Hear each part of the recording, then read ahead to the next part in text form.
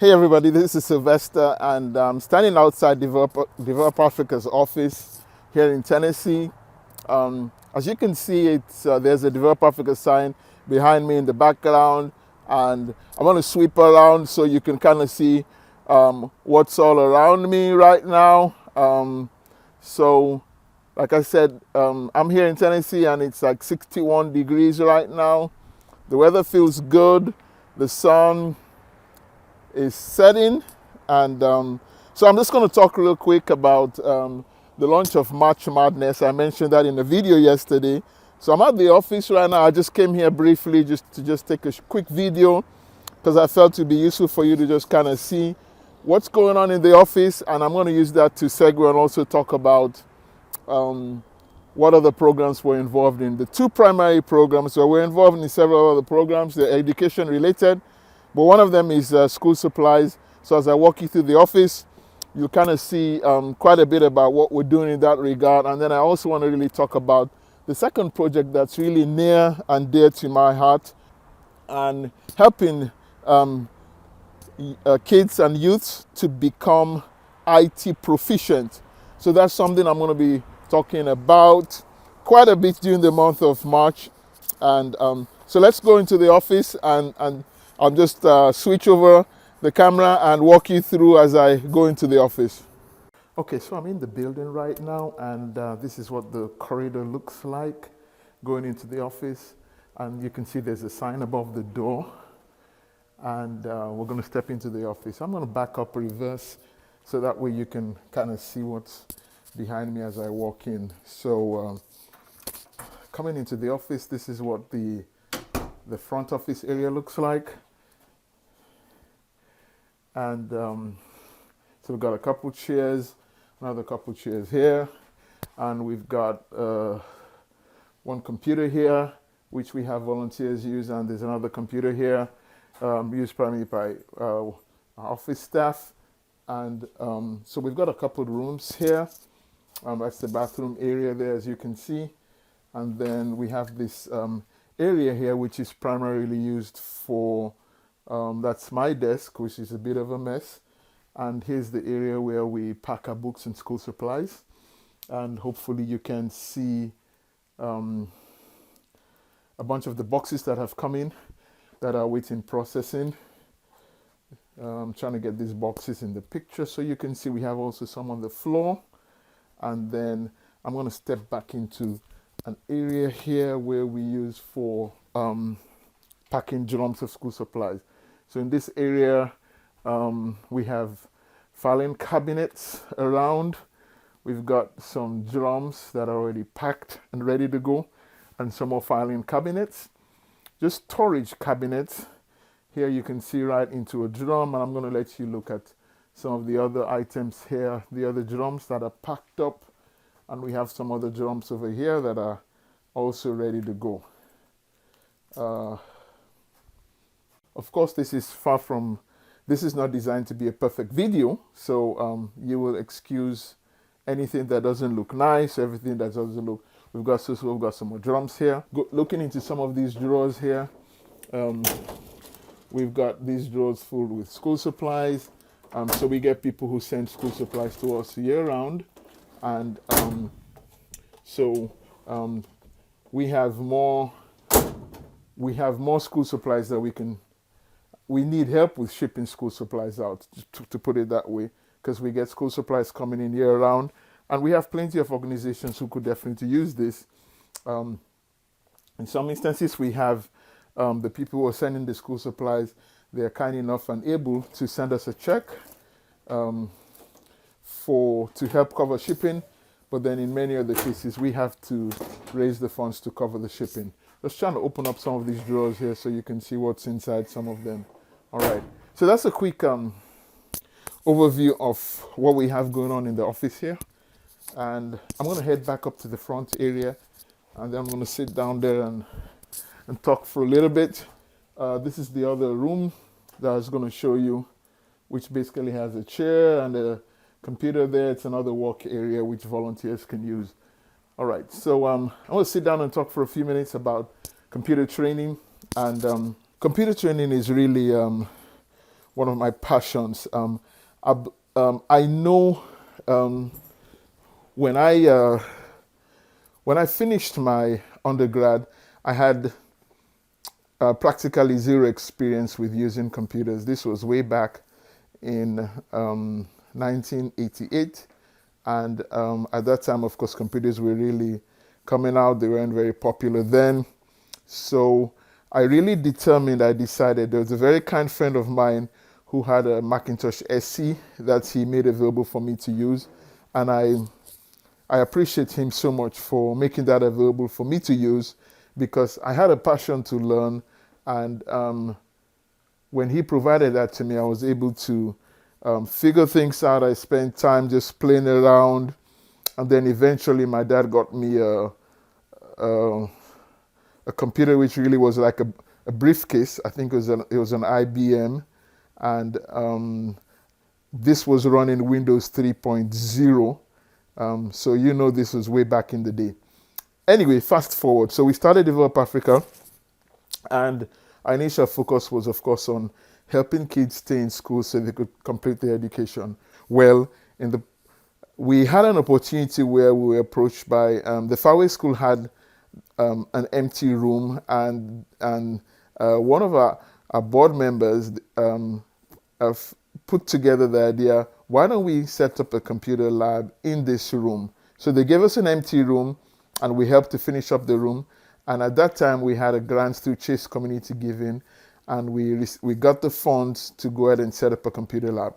So in May, myself and another board member called Philip Scholes, we formally were there in Freetown, and we opened up the computer lab, and you can see some pictures of the computer lab. Now, we're pretty excited about this. This was at an all-girls school, and because of that, of course, the girls were able to start learning. And what happened was we got a copy of a software called EduStation, which a lady gave to us online, not Windows, and it came up with some other packages, a flavor of Linux and some other educational software. So that's what we had installed and running on those. So there has been at least one interruption for like a semester or 6 months where we did not provide training, but pretty much from that time to now, and I'm recording this video on March 1, 2020, we have been providing computer training at the school. So there are hundreds of girls who have gone through the training. So like this, and we're very thankful, even though it was very rudimentary training, they were just getting basic proficiency training. But at least this was the very start, because these girls came from disadvantaged homes where they did not have computers at home.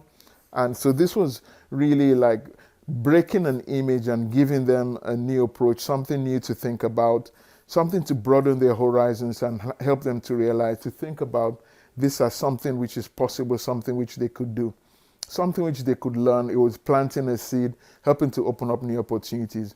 Well, fast forward to 2014-15, the Ebola crisis, the Ebola epidemic was out, and through a grant from Global Giving, I wrote together a grant. I was reading something online, and it talked about the administration of the government at that time said pregnant girls were not supposed to go in school. And there was a video about a lady who, one of the officials or somebody in government, who there was a video shared on Facebook which said the girls were not supposed to go to school. So this really touched my heart, and I kept thinking, what can we do to help these girls for the 3, 6, or 9 month period when they were pregnant and were not able to go to school? So I wrote a grant just called Educational Lifeline for pregnant girls, and the basic concept was, let's set up an intermediate program, a temporary program where these girls would pay their transportation, they would come, and they would get training in math, English, and some of the other subjects as well.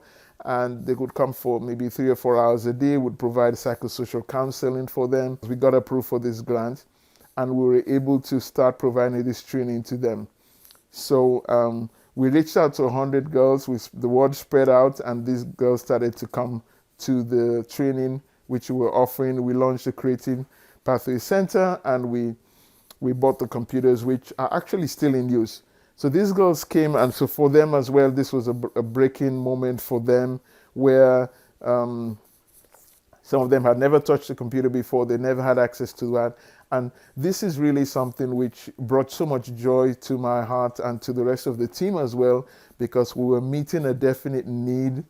There was a BBC report where Umaru Fofana, the local BBC representative reporter, came to the center as well. And so we're very thankful that we were able to do that.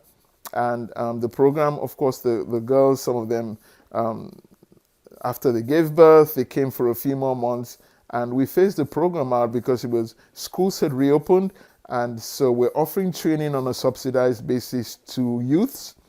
And we've got a couple kids who have actually also registered. And so we're providing them training in basic computer proficiency. They're using Office applications. And so we've been doing this training since, I believe it was January 2015, when we started the center, to today. So hundreds of people have come through this training session. Some people have come for maybe just an introductory training. Some have come maybe for programs like maybe they wanted to learn PowerPoint, or they wanted to learn Word or Excel. And so we're really delighted that we have been able to do this. We are convinced deep down that there is a definite need for youths to become computer proficient, because they need this. Like, for instance, let's just say they're just finishing high school, secondary school, they're about to go to college. And so this would be very useful for them when they're in college, as far as writing their papers, putting together PowerPoint. And there's even a video testimony of a lady called Teresa, who was at the center, one of the pregnant girls. And she talks about how when she is now in college, the skills she learned then are extremely useful to her, because she had a jump start ahead of her classmates who had never had that experience before. So this is really a nutshell of what we've been doing. And of course, there are people who come like, okay, they're trying to apply for a job and they realize the job requires that they have some basic computer proficiency and they don't have that. So they come for that. So they do different lengths. And so that's what we've been doing. Well, as far as March Madness goes, we are taking part in a campaign during the month of March, from March 6 to March 13. And I wanted to really share this with you. The campaign is being run by Global Giving, and it's called the Girl Fund Campaign. And through this campaign, the top 15 organizations who, based on unique donations, not dollar value, head count. So if we get 3 donations, that counts. And so it's not a matter of how much we raise, but how many people. So it's in a sense, it's like you're voting with your donation that that you support the organization and you want us to qualify to go into the Girl Fund. What is the Girl Fund? Well, the Girl Fund is a fund run by Global Giving, and this fund has, we don't know, tens, hundreds of donors who donate monthly. So Global Giving wants to distribute this money to deserving organizations who are making an impact in the area of something to do with girls, whether it's girls' education or some counseling with girls, meeting some need of girls. So we are looking to help get into the Girl Fund, and the funds that we'll use there will really go towards providing scholarships and providing school supplies, providing computer education for girls. So that's why we need you to help us to become one of the top 15 organizations. If we get to be one of the top 2 organizations, then we automatically qualify to be in the Girl Fund. If we're in position 3 to 15, then we go into a second pool after March 13, where there will be peer-to-peer voting amongst the organizations to decide what are the additional 6 organizations that will get into the Girl Fund cohort for 1-year period. Why do we want to get into the cohort? Each organization that's in the Girl Fund for 1 year is guaranteed a minimum of $10,000 to $15,000. So minimum $10,000, and of course it brings additional visibility, and there'll be many other people who would maybe want to support Develop Africa just because they know that we are in the Girl Fund. So this is really a big deal. We think it's a powerful way for us to continue to provide opportunities for girls to be able to help cover their education at the FAWE school. We're covering the cost of an instructor, the equipment, other expenses involved, just to make sure that these girls can come in and get training. And also at the computer lab, as you can see from some of the pictures, we're providing training to youths as well. So I need you to come on board and help us with this campaign.